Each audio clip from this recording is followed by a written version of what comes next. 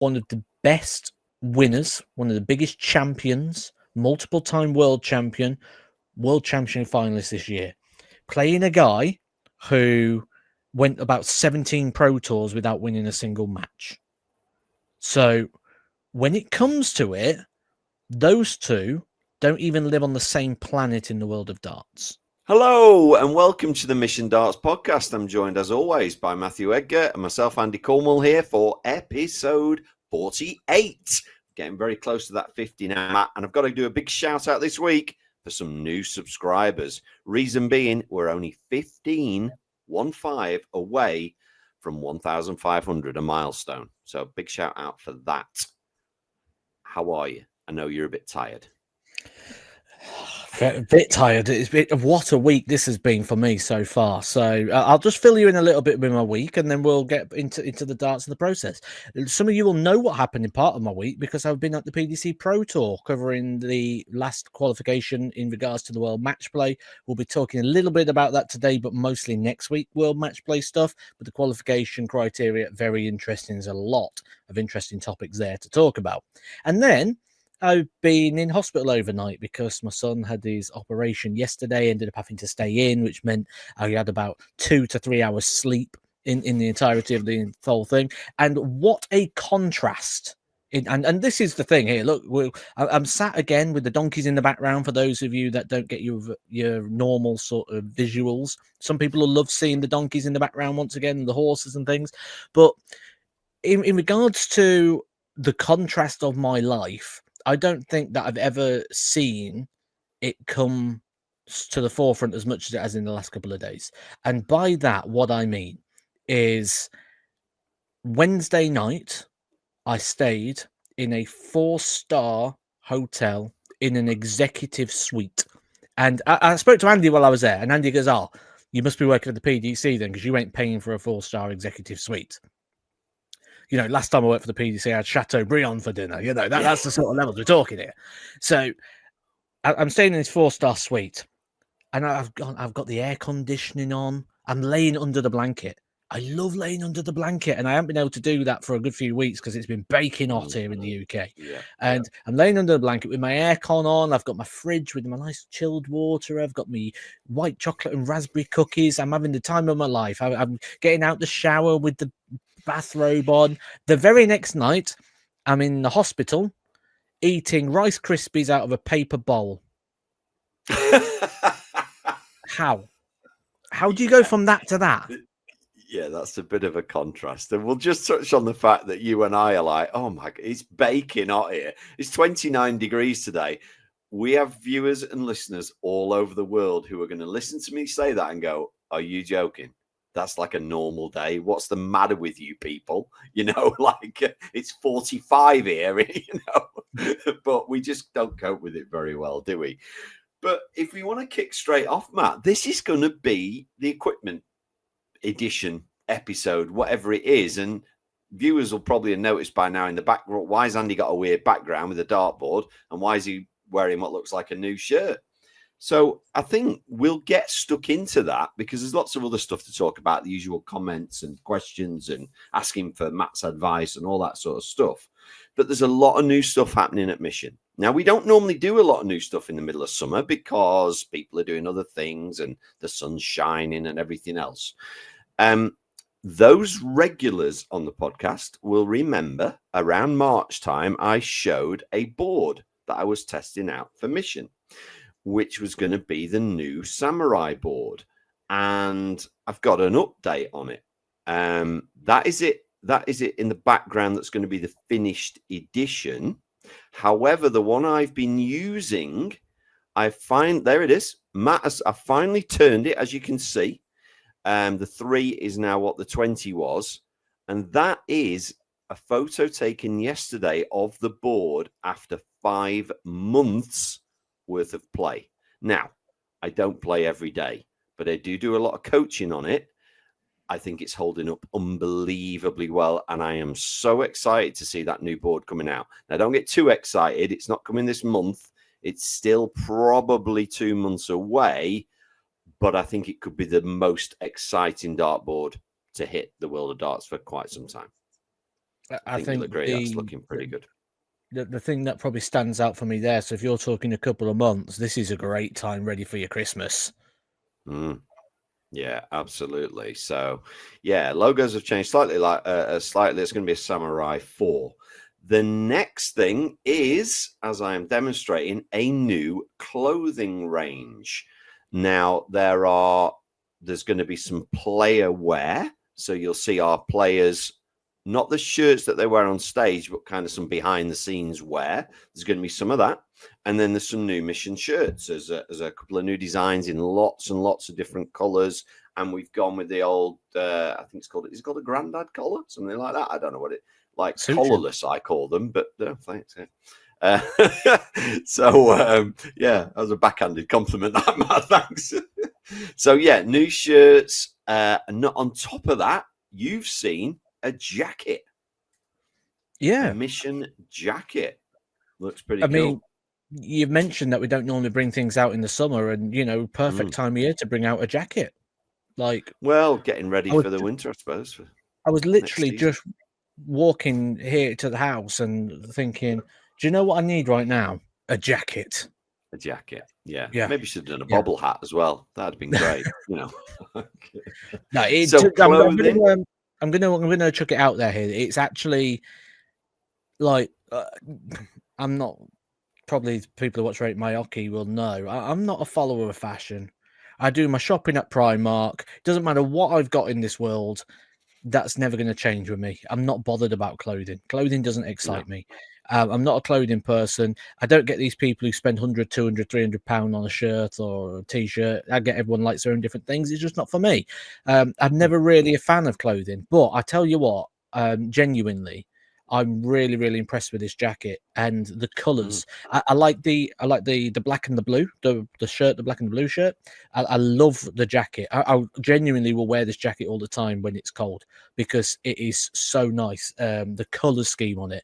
It reminds me very much, and this is probably going to throw a few people off. Around about 1997, 1998, Aston Villa brought out a range of clothing that was to go along with their away kit. It was like a light blue, and they brought out these different jackets and bomber jackets and things, and I got the whole range because I loved them. It reminds me of that type of color scheme and design, and for me maybe it's just striking a bit of nostalgia as well, but it's beautiful.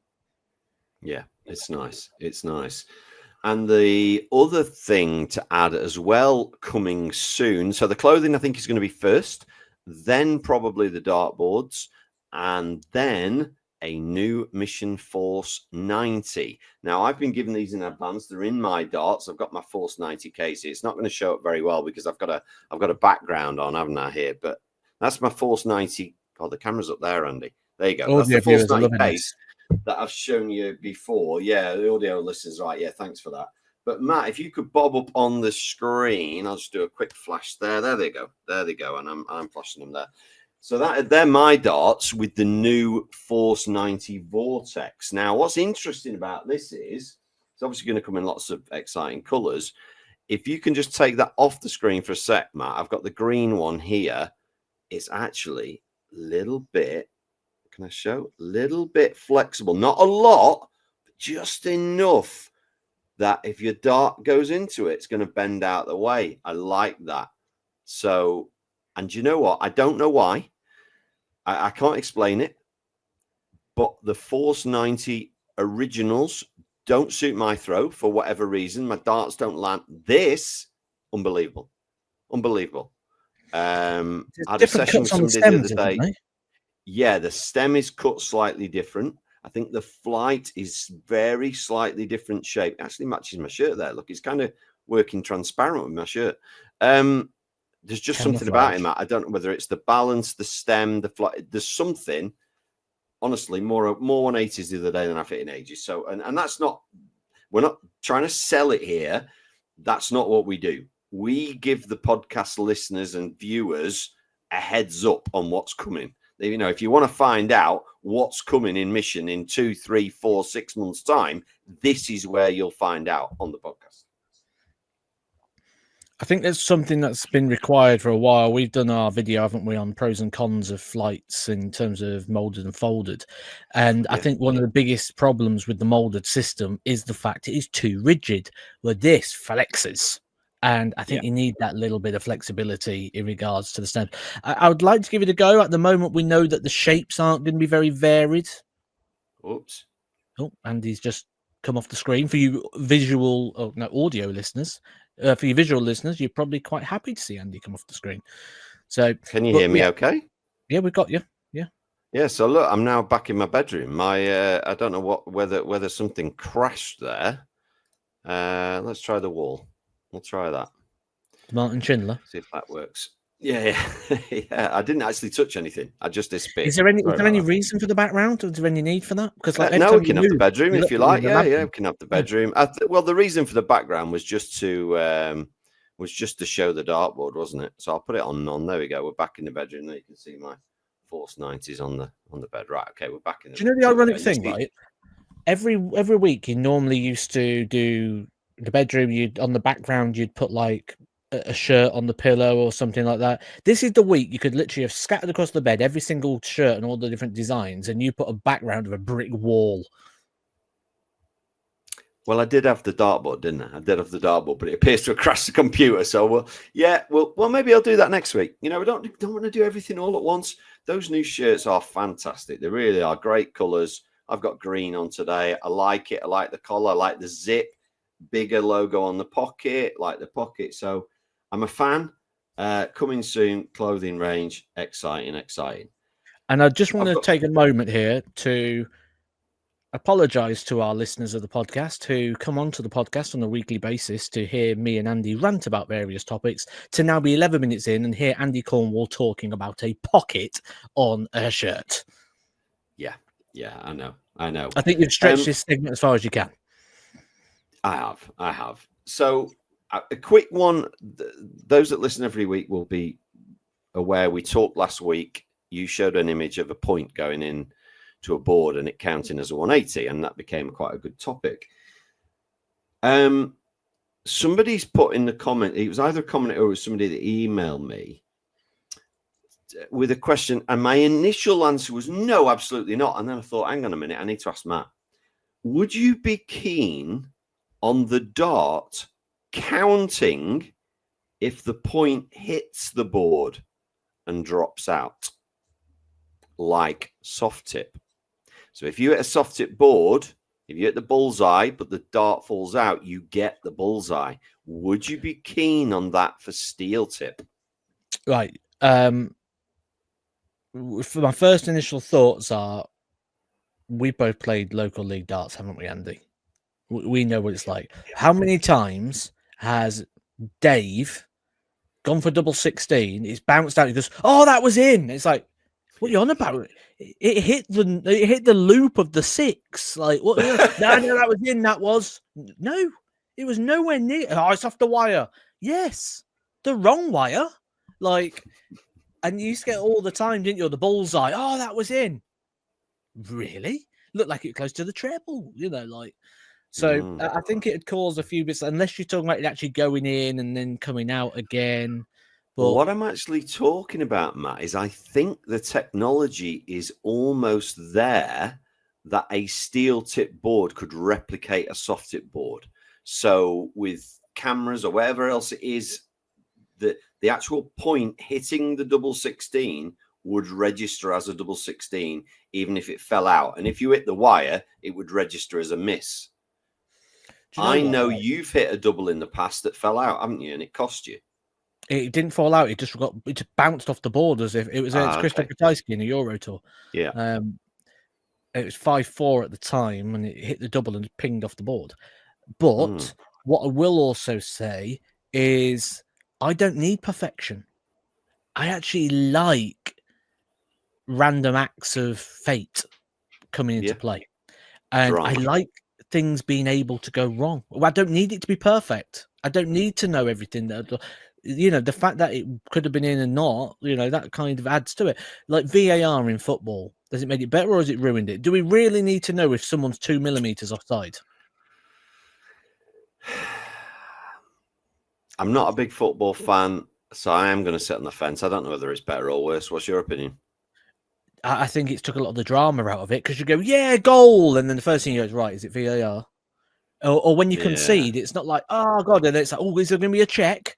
And sometimes they reel it back so far to ridiculous things, or it kills a bit of the excitement of it. And then when they're measuring it, like, it's not, is he offside? It's, oh, let's get the lines out. Let's, oh no, look, he's 2 millimeters offside. And it's like, does it need to be that specific? Does it need to be that correct? Are we living in a world like that where it has to be so precise so all the Karens don't kick off? It's Yeah. No, fair. I'm quite happy with things going wrong. It's okay. Not everything has to be perfect. Okay. All right. That's good opinion. And I'll ask you another because I've got lots of these this week. As usual, get in the comments. Chances are you'll get read out. We get some of our best questions and ideas from you guys, from the listeners and the viewers. So please do keep them coming. Somebody's asked this week, with regards to practice, how much is too much? Can you practice too much? And if so, what is that amount of practice that is too much? Okay, I can give you a couple of questions, a couple of answers to this. So strap yourself in. Okay. Here we go. So first of all, it depends on what your goals and your aspirations are.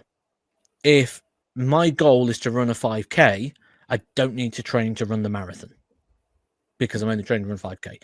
So first of all, understand what your goals and your aspirations are. Link that in with things like the sports development continuum, foundation, participation, performance, and excellence. Where do you want to get in regards to that? Now, the theory is behind getting to excellence status, the 10,000 hour theory, which some people believe in, some people don't. 10,000 hours over a 10-year period, remember that fact, of any skill will make you an expert at that skill.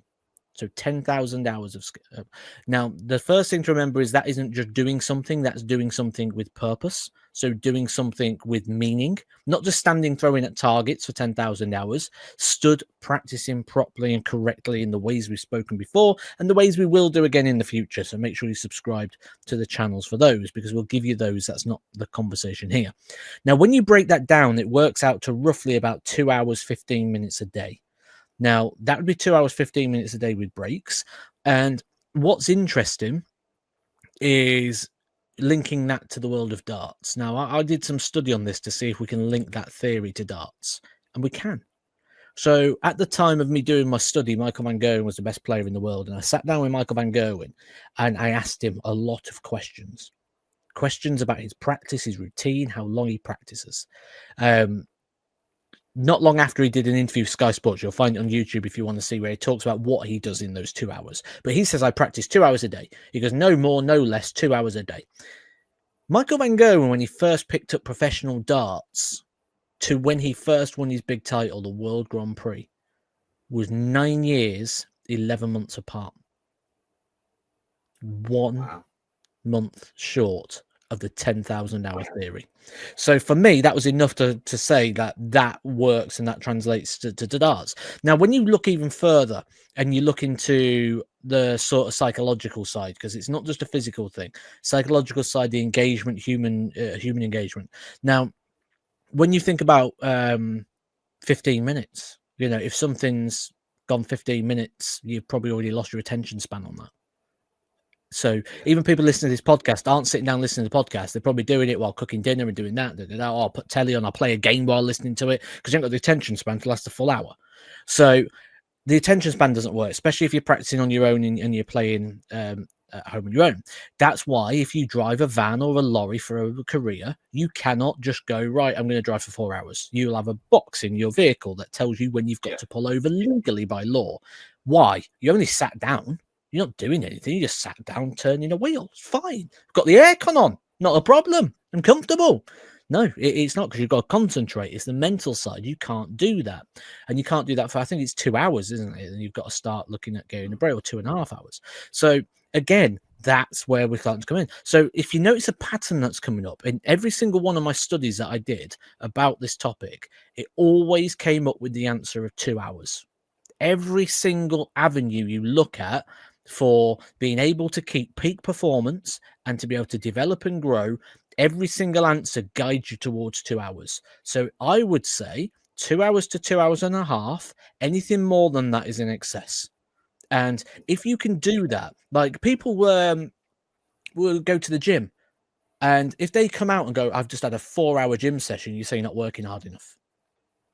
How can you do a 4-hour gym session? You can't.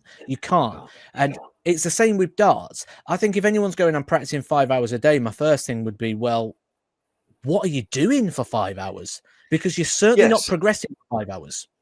And some of our viewers are obviously going to jump on straight away and go, oh, yeah, Matt, but what about Connor Scott? We used to say, he was up and coming. He's this, that, and the other. He's doing about 5, 6, 7 hours a day. So how's that right? There you go. There will be exceptions to every rule, but it's not sustainable. Connor doesn't sustain that. He does it, but he doesn't sustain that all the time. The other thing that it can do is it can change mentality. And being able to hit that peak performance on a regular basis, you need to be able to waver. Like it's the same with like losing weight. Let's say, for example, you was to say, right, I'm going to have 1,700 calories every single day. Eventually, your body gets used to having 1,700 calories. So what you do is you use 1,700 as a base. One day you have 1,500, then you have 1,900, then you have 1,700, then 1,500, 1,1800, and you tinker it around and you differ it because it keeps that sort of. And this is the same with practice. I'm not saying do 2 hours a day. One day you might do 3, then the next year. And before anyone jumps in here and says Phil Taylor practiced 8 hours a day. Get into the real world. I was just going to say exactly the same thing. I was going to say, Matt, dispel the rumor that Phil practiced for 8 hours a day, please. Anyone who thinks Phil Taylor practiced 8 hours a day never has been the other side of the curtain. Yeah. Maybe on a match day, people practice a bit more and prepare a bit more, but that's not developing your game. We're talking about getting better.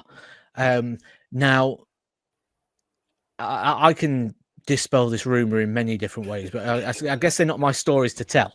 But I mean, Phil's even come out and said it himself that a lot of it was mind games and things like that. But the problem is, and this is what I'm going to tell you as well: be careful what you listen to with what people say in interviews, because remember, these aren't open comments. These aren't people saying things.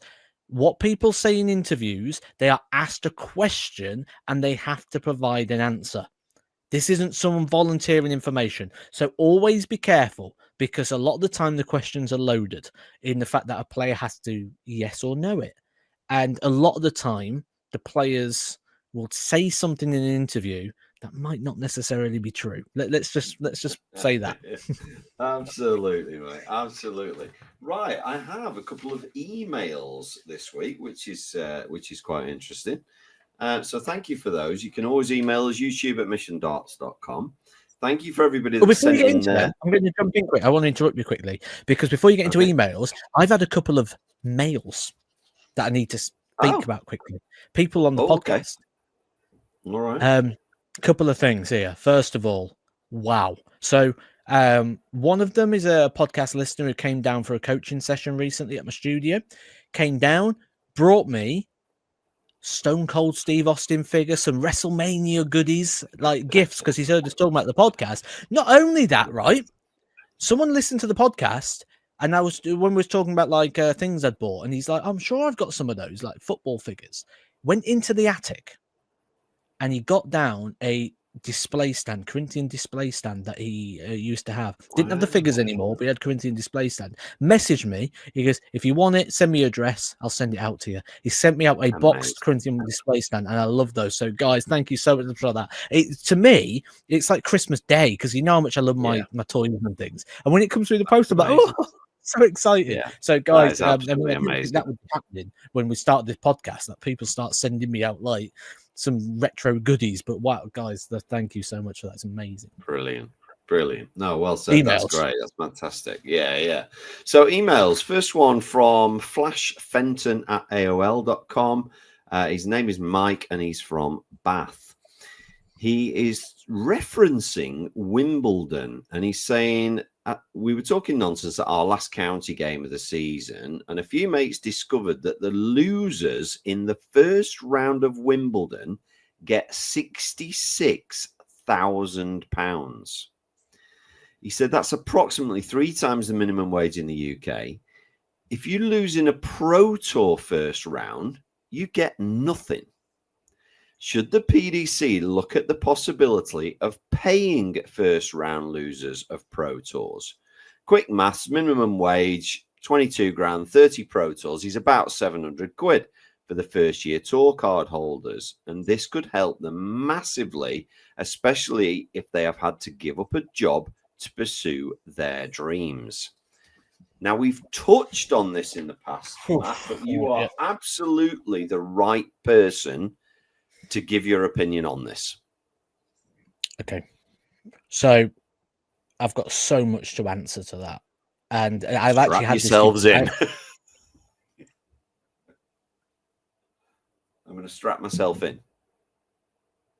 Where have you gone?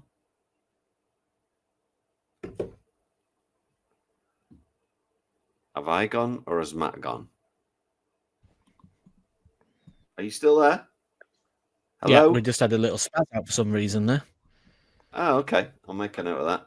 25 minutes. Good time though, because we didn't get into the topic. So no, we didn't. So excellent. All right, Matt. So I'm strapped in. Give me your opinion. Okay. Lots of different angles to go from that. So my first one is Wimbledon. I mean, I'm not a tennis fan. I know what Wimbledon is. My understanding of that is Wimbledon is not comparable to a Pro Tour. Isn't Wimbledon like the World Match Play, the World Championship, something like that? Yes, it is.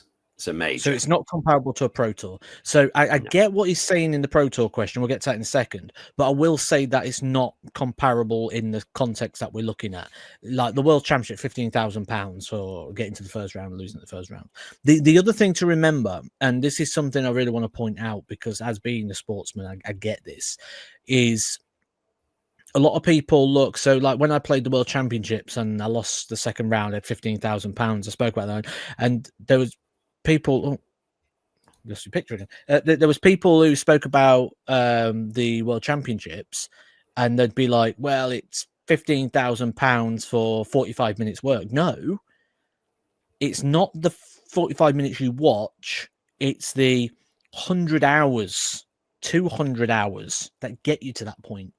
Going to the Pro Tours, the Euro Tours, the practice, the travel, the tournaments you play in, all that. And it's same with footballers. When they go, oh, you get paid all that money for 90 minutes. No, you get paid that money to halt your lifestyle, to eat a certain way, to train a certain way every single day, to live a lifestyle to allow you to play that peak performance in 90 minutes. So it's everything that goes in with it, not just that 90 minutes or whatever. So I think they're paid. I think they're paid fairly. Now, in regards to Pro Tours, I absolutely believe, as someone who works on both sides, I've worked on the playing side and now work on the other side of things with the commentary. I 100% believe that players should be paid for playing in a Pro Tour event. Now, the reason for that is the second you get a tour card, by the definition of law, or by the definition of the world, shall we say, you are classed as a professional dart player. Now, that does a couple of things. The first thing it does is it changes your normal living arrangements. If you want to go on holiday, you can't just get travel insurance no more. You need professional sportsman's insurance, which is a higher premium because of that tour card. Anything goes wrong, you can't claim unless you've got that problem. Your car insurance, my premium was £90 more a month by being a professional dart player, as it is now, where I'm classed as not a professional dart player. £90 a month more. So your costs go up just for general living. And that's just a couple of examples. There's plenty more of other things. You need an accountant. You need to be bookkeeping. You need to be doing, there's so many more jobs and expenses that come with being a professional dart player. So there's that side of things. Then you've got the thing of, well, you're going to work, but it might cost you money. So you go to an event, it's costing you your travel, it's costing you your accommodation. You get there, you might not be getting anything. So you're going to work and not really get anything. Then Pro Tours have gone midweek now. So with that, you can't have a profession like a teacher or anything like that where you're not going to be getting time off midweek. So there's those complications and things that come with it, and those sort of things you're going to miss out on. But that's not the big thing. These are skin deep. Let's go deeper. Okay. You don't get anything for the wavering of your rights, your image rights. So as a tour card holder, you can't appear on broadcasted events. You can't appear on any event that has the word world in the title. You can't do a lot of things. You can't do exhibitions within a 40-mile radius of an event. So World Match plays on in Blackpool for a month before and a month after. You cannot do an exhibition 40-mile radius of Blackpool as a tour card holder. So there's restrictions all over the place. Not only that, they take your image rights.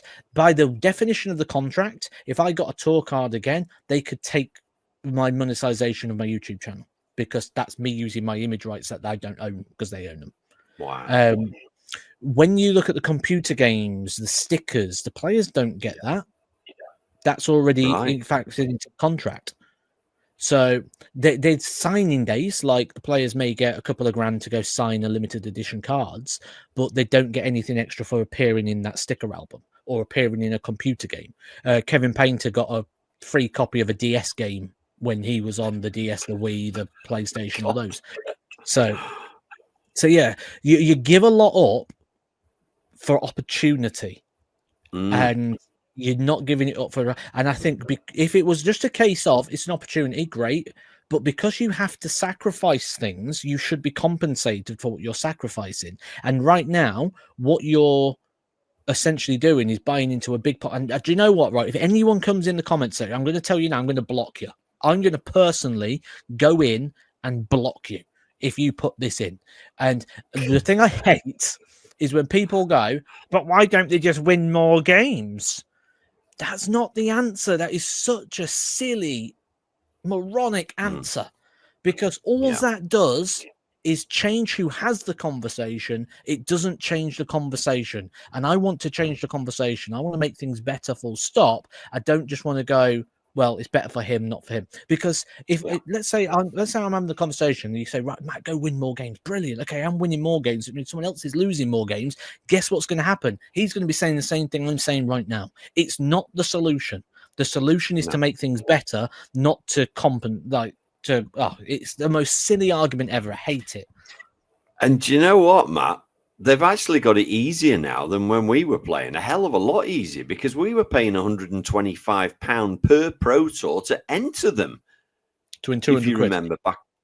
Yeah. We had to win the first game to win 200 quid. Yeah. I remember I had to win 4 games one day to qualify for the UK Open.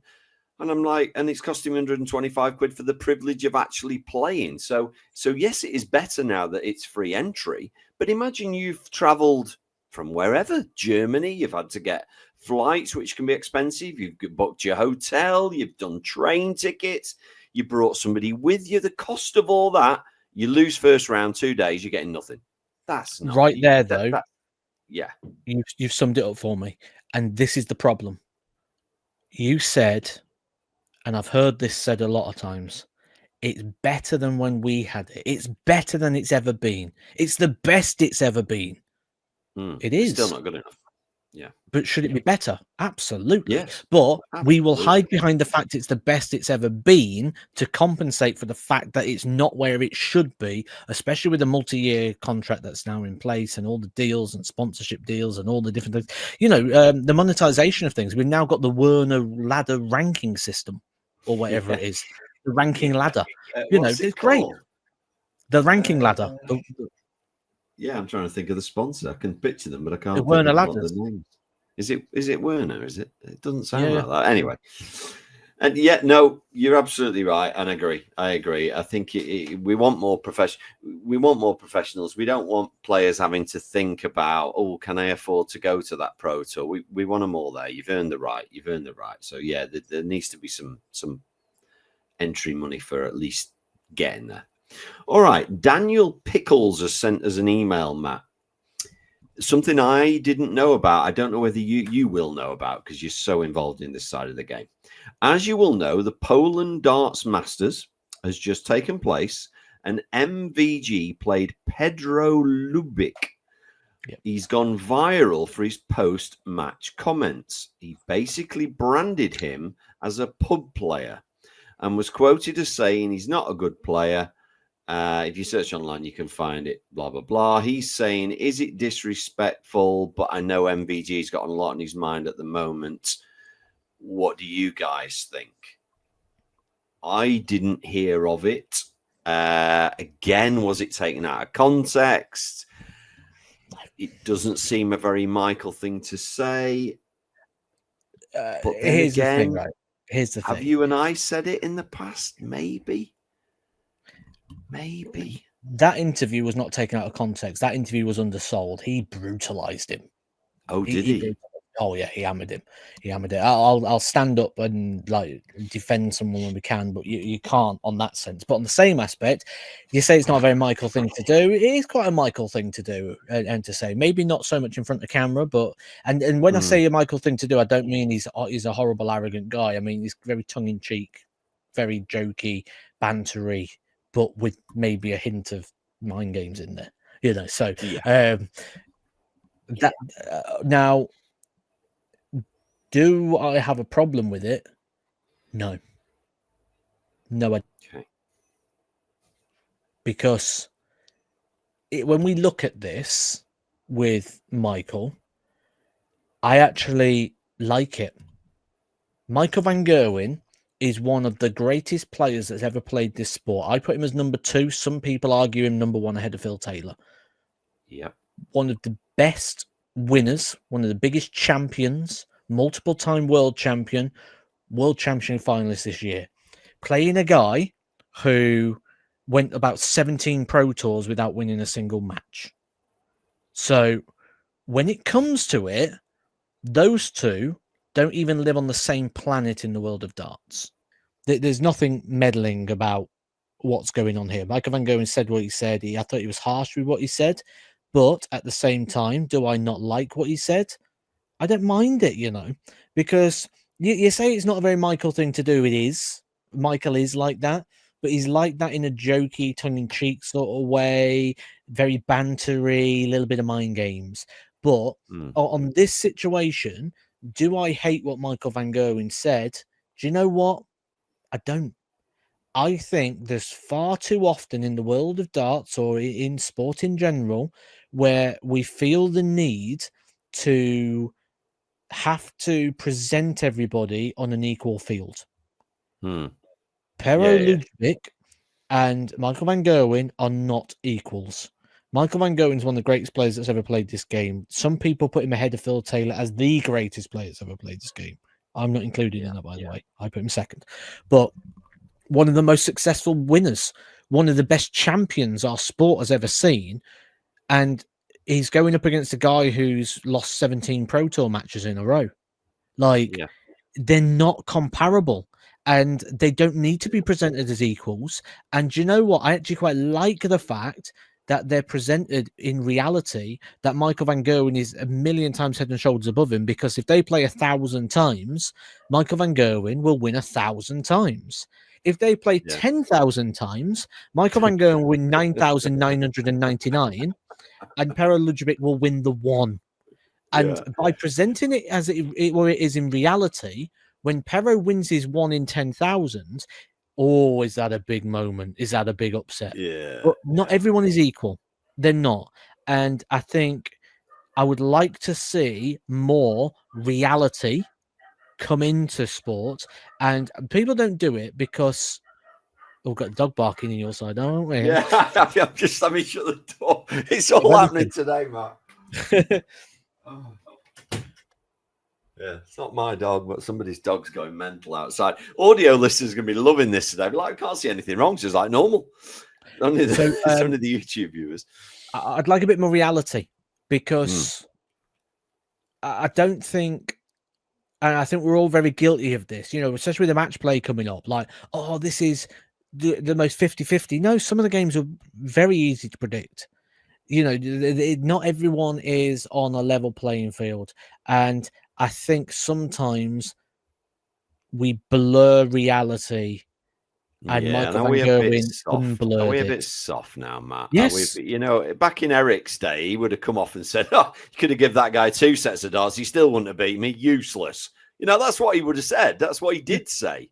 And we all just used to laugh and go, "Yeah, he's probably right. He's that much better than him." Now, anybody says something, it's like, "Oh, you can't say that. You can't say that. Somebody will tell you that the wrong way." What Pera should have done was come back and gone, "Yeah, I am a pub player. I play at the Dog and Duck every Wednesday." That would have been great. But yeah, Michael van I Gerwen think thrown you've him a explained bone. it well. He's thrown him a bone. He gave Yeah. him an opportunity. And do you know what? If you're Para Ludwig, you've got to jump on that. And Michael van Gerwen has just given you a big opportunity. Now let's look at a period of time in which I found quite a bit of growth. Where did I find growth? I found growth from online word battles with Glenn Durrant when Glenn Durrant was top of the Premier League. Now, Glenn's a good friend of mine. We get on great. But when he was top of the Premier League, I was like, I've got a friend here, top of the Premier League, arguably one of the best players in the world right now. I need to see what I can get out of this in a way. And I would be on him every time on Twitter. He'd be battling back. We'd be arguing with each other on there. And everyone jumped in and loved it. And, sometimes you have to get that rub elsewhere. It's a very wrestling thing. If you see someone in wrestling doing well, you're like, right, how do I get my slice of what he's doing? You're absolutely right, Matt. You're absolutely right. Paris should be thanking him. Should be saying potentially the best player of all time is talking about me. That's now my opportunity to do something with that. World #1 pub player. That would be on my shirt straight away. Oh, amazing! Best pub player in the world. I would love that. And I'd be making YouTube videos where I went to pubs and played people as the best pub player in the world. There's so much he could be doing with that right now. Instead, everyone just goes, "Oh, it's not very nice. Oh, how disrespectful." No, it was just brutally honest. And when I say brutally honest, I mean, I'm not saying Paralujovic is a bad player. He's a good player. He's on tour. What I'm saying is, compared to Michael van Gerwen, they are on different planets. Yeah. Okay. Right. Good question for you. Great question. This from one of our viewers wants to say, if there was a PDC doubles tournament where you could pick your partner and you and I were still on there, who would we pick as our partners without it being the obvious Luke Littler and Luke Humphreys? Who do we think would match our own personalities and be a good player to have as a partner? Okay. You want some time to think? Because I've obviously knew the question was coming, so I would pick Gerwen Price. Gerwen Price and you matching your person. Yeah, well, you don't match Desi in any way. I think there's only one picture of me playing in the PDC in the UK Open online, and if you see how animated I am, that's how I was. So if I won very few games, but I gave it some. If I hit a big, I got told off a couple of times in the PDC Pro Tours for giving it some when you're not allowed to. So right, yeah, no, whilst I come across as, I'm changing the question because you always do this. Can you just give an answer first? I think your answer is ridiculous because I see no comparison to you and Gerwen Price. No comparison. You might as well compare yourself to a camel. Like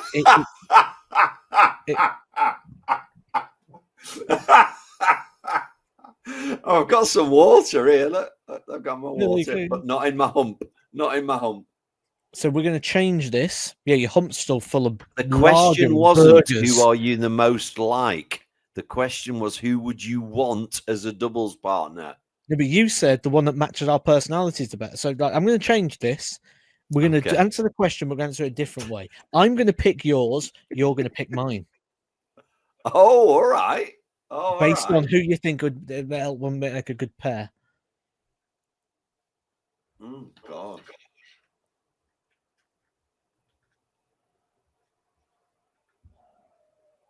Yeah. Okay. Yeah. Okay, I'll let you go first.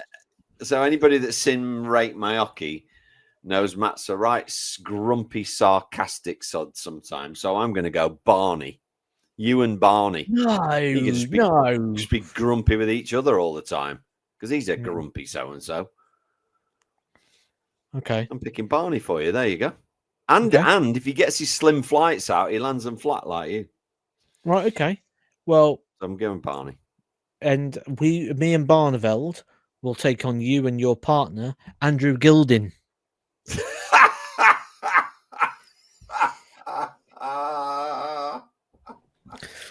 You're both quirky characters. Oh, brilliant. That's good. Yeah. Yeah. I knew it was either going to be somebody like that or it was going to be like Fallon Sherrick or so. Yeah. I knew it wasn't just going to, I knew it'd have to be a bit, you couldn't just pick I've got a nice segue here. I've got a nice segue here for you. So the other one I would probably give you would be Ryan Joyce. The reason I'd give you Ryan Joyce is because he likes his collectibles. He collects his Pokemon card things, just like you do with your LPs and your records and things. And it kind of gives us that segue. So look, here you go. This is training for you here because we get to segue straight into Ryan Joyce, who qualified for the World Match Play in the last position this past week. Lovely. Anybody think you rehearsed that? That's fantastic. He did. He got in at the last minute. Did he get the last place in the end? I think he did. He did. So he got to the quarterfinal stage, and Christopher Tyskie played Gerwen Price. If Christopher Tyskie made the final, it would have eliminated Ryan Joyce. So Ryan Joyce got the last spot, and he has drawn Stephen Bunting at the World Match Play. Along with Vessel Nyman, who has drawn Nathan Aspinall, and along with Mike De Decker, whose draw I haven't seen. Who's Mike got? Chizzy, I think. Oh, now there's an See, that's if I was still playing, that's somebody I'd want to draw now. I'd want to draw Chizzy now. Yeah. Yeah, I would. Because you don't know what you're going to get. You've no idea which Chizzy's going to turn up. Did you ever? Well, yeah, I think there was a time. There was a time, wasn't it, where he was like biggest 180er on the tour, like 5 years on the trot, and you just kind of knew he was going to do a lot of that. Now I'm not hearing so much of that anymore. Yeah, I think out of the top 16, is it top 16 in the world plus 16 qualifiers, Matt? That's right, isn't it? It's the best players in the world. The top 16 against the most informed players in the world, top 16 Pro Tours. The top 16 of the Pro Tour. Right. So of the top 16 in the world, then, Matt, if it wasn't Chizzy, who would you want to draw? From the top 16. From the 2-year order of merit? Yes. Okay. So if I was on the right-hand side of the draw, if I was looking at that, I'd want Peter Wright. Oh, good shout. For some reason in my head, I'd figured he'd drop below that now, but he hasn't, has he? So I'd want Peter. Here's my list. I'd want Peter Wright. I'd want Gary Anderson. Oh, I think his days are looking a little numbered. I'd want Michael Van Gerwen because he's vulnerable right now. Good Lord. It's weird, isn't it, this list? And I'd want Ross Smith because his TV record's not very strong. Okay. I just want Gerwen Price because obviously he'd be my doubles partner, so it'd be okay. Yeah. Right. Moving on. Opinions on this. And I think we have talked about this in an early episode, possibly, but my memory's not great. Excuse me. You're left on a big finish 161, 164, 167, something like that. And you know that most people now, they'll go that way regardless of what their opponent's on. So they'll start on the treble 20, treble 17, whatever. Should you go? So this is a question from a comment. Should you go for it if your opponent is not on a finish, or is it still seen as disrespectful? So you need 161. I'm on 310. You go treble 20, treble 17. Should you go for the bull? Is it entirely your opinion, or is it still a bit disrespectful? I don't think disrespectful comes into play in regards to it. I think it's not really anything to do with that. It kind of used to be seen as don't go for a bull finish if the other guy's not on a finish. That when I started playing, that was a bit of etiquette of the game. You don't do that. Did you? I don't think it was at the back of the combination. Ah, okay. It was more if it was like unnecessarily going for it. But yeah, I don't see it as a problem. All But I right. wouldn't do So in it. which I case, wouldn't would do you it. do that? You No, wouldn't no, do it. because I don't think it's percentually very good because the bull's smallest target, you hit a 25, you've got to burn a dart. The chance of falling into a 10 or an 18 and getting lucky and leaving something. So the chances are you'll throw one dart at the smallest target, then you'll need another dart to get you to a double. You end up with 2 darts at a double rather than 3, or should I say 2.5. I'd much rather just set up my favourite double and get the job done. Do you know what? It's kind of led me on to another question for you, Matt, as a player, and we've got, you know, a lot of people watching and listening to these are players, and they want to know this sort of stuff. 49, you've got 49 left, and you are, I know full well, you're a 32 player. You love double 16. Are you going, and would you advise amateurs to be going 17 for the double 16? Because if they hit the treble, they're going to bust. Or should they go a different way?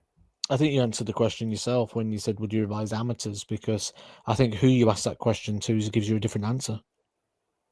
I know there was a time when even professionals were kind of told, you know, I'm thinking back to the very, you know, it was always 46, go at the 10 and the 6. There was a time There's nobody. professionals had fags on stage, you know, we don't go backwards, we go forwards. There was, wasn't there? Yeah. There was a time. Yeah, there was. We do go forwards. I can still remember those days when you couldn't see the board for the smoke. Oh dear, Matt, we've had technical issues today. We've somehow managed to get through it. Our editor will hopefully, by the wonders of magic, sync all this together so that you watchers and listeners don't notice any difference, and you'll be back with us next week. Please make sure you're subscribed. If you haven't, we need to hit that 1,500 subscribers this week. Anything else on your mind before we go? I thought we've got some interesting match play stuff to come next week. That's going to be exciting and interesting. I think the Pro Tour season is really sort of getting into the business end now, which is exciting. So I think there's going to be lots to talk about coming up to the back end of the year. So absolutely, people get subscribed because there's going to be some really, really interesting topics. And I mean some interesting topics in the very, very near future. There might even be some interesting announcements in the very near future as well. So a couple of things just to keep an eye on in the world of darts, and we'll be summing everything up